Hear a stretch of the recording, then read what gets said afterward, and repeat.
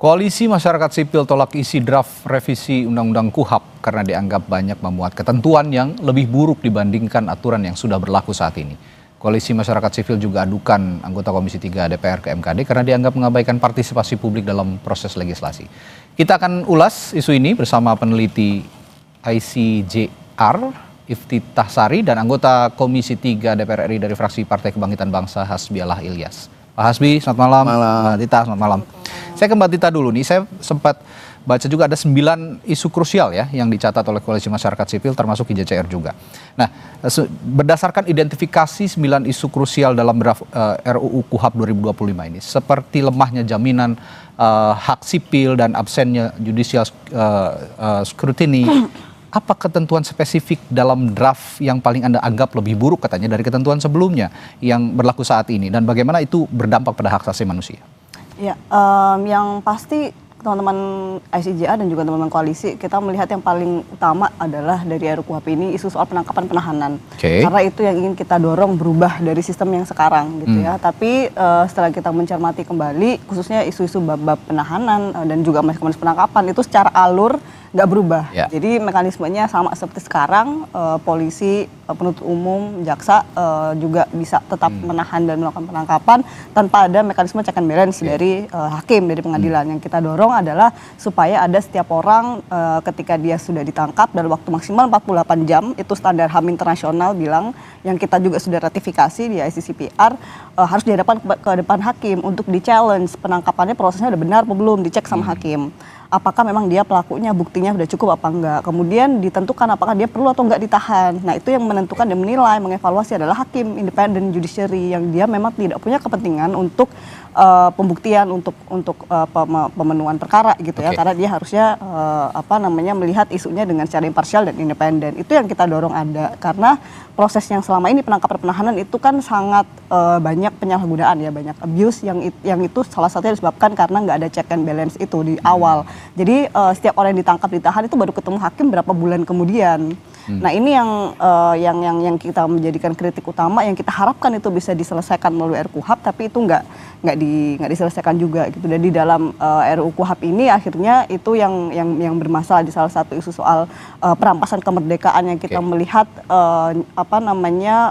orang, manusia itu nggak jauh lebih berharga daripada barang. Karena kalau mau geledah, mau sita, itu harus ada izin hakim defaultnya. Walaupun ada juga dalam kondisi-kondisi mendesak itu nggak bisa, jadi nggak ada izin dari hakim.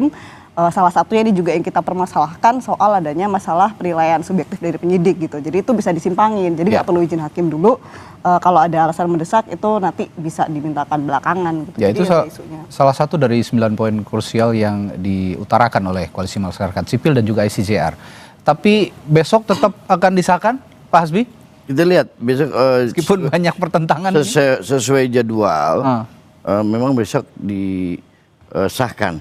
Pembahasan KUHP ini bukan waktu yang pendek ya. Ini sudah panjang, sudah hampir 1 tahun. Kita sangat terbuka DPR ini, terutama di Komisi 3, akademisi kita undang, praktisi hukum kita undang, hampir semua yang kita undang. Tidak ada yang kita tidak undang. Kita undang, kita minta masukannya.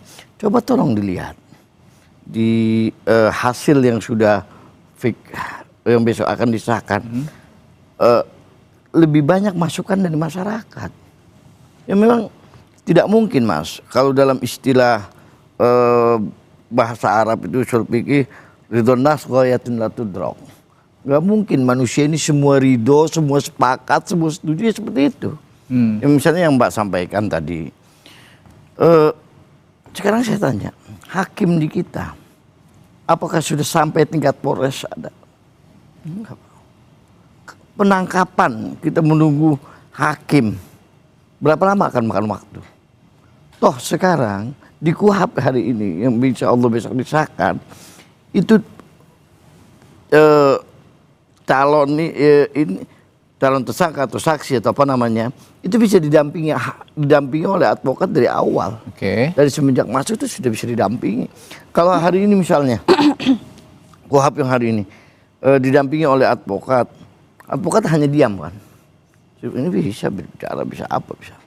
Jadi lebih menurut saya lebih bagus dari yang sebelumnya. Kita satu sisi DPR harus disuruh mempercepat. Kita bekerja untuk KUHP ini selama setahun ini bukan waktu yang pendek. Tapi bagaimana dengan pemenuhan atau jaminan hak-hak sipil yang tadi disinggung oleh Mbak Tita juga?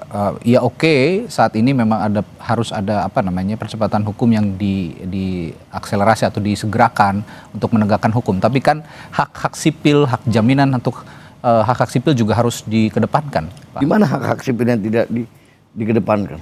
Sekarang banyak sekali contoh yang Anda sudah baca belum? Ya, berapa yang hari ini? Memang tidak. Tapi gimana bisa menyimpulkan? Belum membaca draft. Kok kita baru kemarin kok. Baru kemarin berkata per kalimat. 3 hari yang lalu, 4 hari yang lalu gitu. Mbak Tita, per kalimat dan kita panggil semua. Mbak Tita, saya yakin sudah baca draftnya kan? Iya. Meskipun saya tidak membaca sepenuhnya, tapi ICJR saya pasti sudah baca. Ya. Pertanyaan Pak Hasbi tadi, di mana yang melanggar hak-hak sipil ketika menegakkan hukum?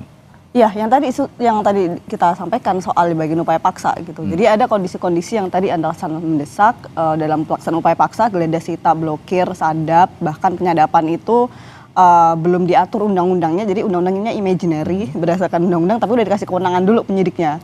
Nah, ini dalam prakteknya yang kalau kita lihat sekarang apa yang akan terjadi adalah biasanya lembaga-lembaga akan punya aturan internal sendiri sampai undang-undang penyadapannya ini sah. Nah, ini yang agak susah kita kontrol, karena itu yang juga teman-teman masyarakat sipil selama ini juga sering mengkritik soal aturan-aturan internal lembaga Polri gitu. Misalnya ada banyak yang kemarin misalnya terakhir soal penggunaan senjata kekerasan itu kan kemarin ada peraturan internal baru yang itu juga kita kritisi, misalnya menjustifikasi penggunaan kekuatan yang berlebihan dan juga menyimpangi KUHP gitu. Jadi ada struktur dalam hukum acara pidana yang akhirnya itu membuat dampaknya di dalam praktek akhirnya hak itu bisa tercederai begitu. Nah ini akan juga nanti dijawab oleh Pak Hasbi. Tadi secara detail sudah dijelaskan oleh Mbak Tita, termasuk upaya paksa tadi. Upaya paksa untuk memakai tools-tools tertentu untuk menegakkan hukum yang dinilai melanggar hak-hak sipil. Saya akan tanyakan itu sesaat lagi di Sapa Indonesia Malam. Tetaplah bersama kami.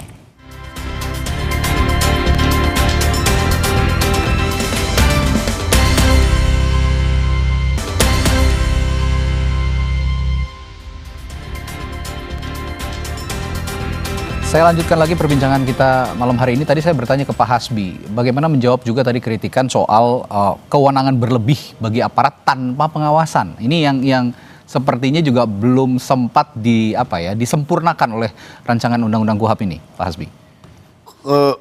Berlebihnya di mana? Jadi tidak ada sesuatu yang berlebih menurut saya, normal-normal saja.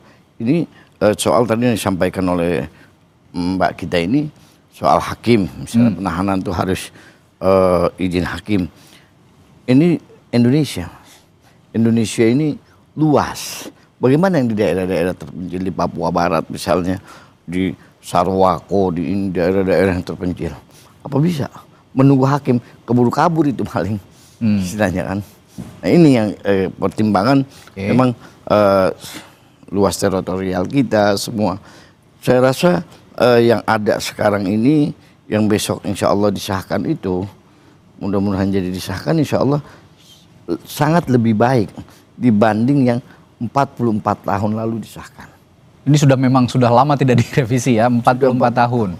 Dan menurut Pak Hasbi ini sudah banyak penyempurnaan. Ada respons Mbak Tita? Ya sebetulnya ada yang lebih mengkhawatirkan lagi sih selain tadi ya soal check and balance mekanisme kontrol untuk penangkapan dan penahanan.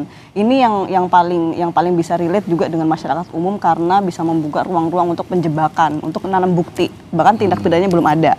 Jadi ada agak unik memang di sistem peradilan pidana Indonesia itu beda dengan negara-negara lain yang membedakan penyelidikan sama penyidikan. Kalau di luar itu investigasi aja, nggak ada pre-investigasi, nggak ada investigasi, nggak ada penyelidikan, nggak ada penyidikan. Di sistem kita yang unik ini dia membedakan penyelidikan yang mana itu untuk mencari tahu apakah benar ini ada tindak pidana atau tidak. Kemudian ada penyidikan itu yang udah konfirmasi ini udah pasti ada tindak pidana, terus mencari pelakunya, mencari bukti. Itu dipisahkan, dua proses yang berbeda. Yang jadi isu adalah di penyelidikan penyelidikan ini ada mekanisme-mekanisme atau kewenangan-kewenangan yang diberikan kepada aparat penegak hukum, khususnya kepolisian, penyelidik gitu ya, untuk bisa memberikan atau bisa melakukan 3 tindakan yang paling bermasalah: penyamaran, undercover buy, dan control delivery. Yang mana sebenarnya 3 ini secara prinsip dia itu metode penyidikan, di mana udah confirm dulu ada nih tindak pidananya, baru dia untuk mencari bukti dengan 3 tindakan ini tadi. Nah, yang jadi bahaya adalah ketika tindakan ini bisa dilakukan di tahap yang penyelidikan, yang belum tentu ada konfirmasi ada tindak pidana atau enggak, ini bisa jadi ruang-ruang untuk penjebakan, untuk nanam bukti, untuk bisa entrapment lah bahasanya. Itu sekarang sebenarnya udah kejadian di kasus narkotika, di mana orang-orang yang jual beli itu polisinya yang nyamar jadi penjualnya atau jadi pembelinya, kemudian akhirnya dia ditangkap dan itu diperkarakan gitu. Jadi ini mekanisme yang sekarang itu sangat problematik di Undang-Undang Narkotika, di penegakan hukum narkotika, dan kemudian itu akan dilegitimasi di RUU KUHP ini. Nah, ini yang paling kita kritik. Ini lebih spesifik lagi Pak Hasbi, gitu. Barusan Mbak Tita mengatakan proses mana yang berlebihan. Nah, itu tadi. Misalnya tadi ada penyelidikan dan penyidikan. Ketika di tengah jalan proses penyelidikan, ada penyisipan barang bukti yang disisipkan karena ada kewenangan yang berlebih oleh aparat penegak hukum yang tidak diawasi oleh lembaga di atasnya. Kalau menurut saya itu bukan sesuatu yang berlebih. Ini soal mental. Bagaimana maksudnya mental ini di sini? Ini sudah bagus. KUHP ini akan disahkan dengan sekian bulan, kita bahas sampai 1 tahun ini. Ini sudah bagus. Sudah merevisi banyak yang dari KUHP yang lama. Nah, soal mental, sebagus apapun aturan, kalau mental aparat penegak hukumnya tidak bagus, tidak akan bagus. Ini kan soal mental, beda dong. Oke. Anda bikin, malaikat yang bikin ini, andai kata, bukan DPR lah, malaikat yang bikin KUHP. Tapi kalau mentalnya tidak bagus, penegak hukumnya tidak. Ini kan soal bagaimana pengawasan DPR terhadap kepolisian dan lembaga-lembaga yang lain, bukan hanya kepolisian dan kejaksaan, kan soal itu. Ini bukan soal aturannya bagus atau tidak. Ya. Kalau KUHP yang awal misalnya kita tidak revisi, bagus. Kalau memang penegak hukumnya memang mentalnya memang bagus. Yang terjadi saat ini, oke lah katakan bahwa KUHP ini sudah banyak sekali penyempurnaan. Tadi Pak Hasbi menyinggung soal mental. Anda sepakat soal mental ini jadi kendala juga ketika sebagus apapun KUHP ini direvisi atau disempurnakan? Ya, kalau menurut kami sebetulnya pencegahan upaya untuk penyalahgunaan dan juga perilaku koruptif dan lain-lain itu kan sebetulnya bisa dicegah melalui sistem check and balance yang memang secara sistem dibentuk secara robust gitu. Dan kita sayangnya belum sampai di sana gitu.